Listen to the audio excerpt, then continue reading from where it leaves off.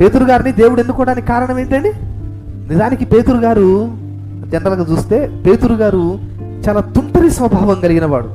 నిజంగా చెప్పాలంటే అంటే ఒక దుందుడుకు స్వభావం కలిగిన వాడు, తొందరపడే స్వభావం కలిగిన వాడు. అయినా దేవుడికి పేతురు ఇష్టం. దేవుడి పనిలో పేతురు స్వభావం ఉండాలి. యేసుక్రీస్తు ప్రభు వారిని అందరూ ఏమనుకుంటున్నారా అని అడిగినప్పుడు అందరూ తలా ఒక మాట చెప్తే పేతురే ఏమన్నాడు? నువ్వు సజీవుడవైన దేవుని కుమారుడవైన క్రీస్తువు అన్నాడు. మళ్ళీ వెంటనే ఏమన్నాడు?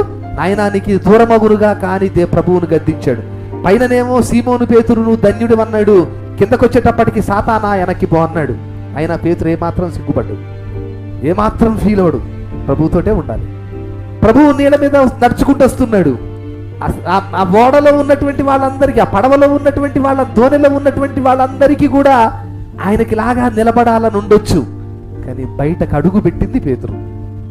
ప్రభువును పట్టుకోవడానికి వస్తే కత్తి తీసుకొని వచ్చిన వాడి చెవి నరికింది పేతురు.